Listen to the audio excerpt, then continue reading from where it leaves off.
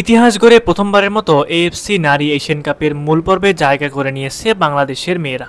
এখন এশিয়া কাপে মোটামুটি ভালো করলেও আমাদের সামনে অলিম্পিক ও নারী বিশ্বকাপে অংশগ্রহণ করার সুযোগ থাকবে। সেই লক্ষ্যে নারী জাতীয় ফুটবল দলটাকে আরও স্ট্রং করতে হবে। আমার তো মনে হয় পুরুষ ফুটবলারদের মতো নারী ফুটবল দলটাও অরিজিন প্লেয়ারদের নিয়ে দল সাজাতে পারবে।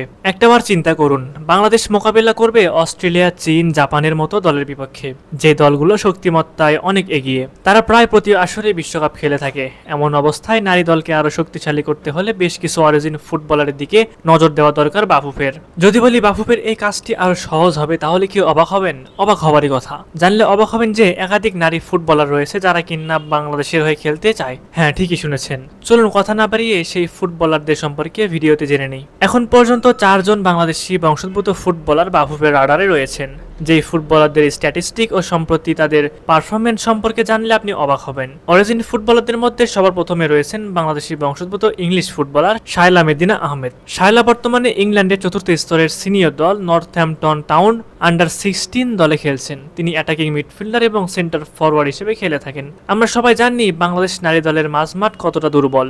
এখন সময় এসেছে সেই দুর্বলতা কাটানোর। শায়লাকে দলে নিলে মাঝমাঠের সকল সমস্যা দূর হবে। তাই তো দর্শকরাও চান শায়লাকে দ্রুত জাতীয় দলে অন্তর্ভুক্ত করা উচিত। এরপর রয়েছেন বাংলাদেশি বংশোদ্ভূত ব্রিটিশ ফুটবলার আনিকা রানিয়া সিদ্দিকী। আনিকা রানিয়া সিদ্দিকী ইংল্যান্ডের একটি ক্লাবে খেলেন। তিনি একজন রাইট উইঙ্গার হিসেবে খেলেন। তার খেলার গতি, স্কিল সবার থেকে আলাদা। আনিকাকে দলে পেতে শুরু থেকে আগ্রহী বাফুফেও।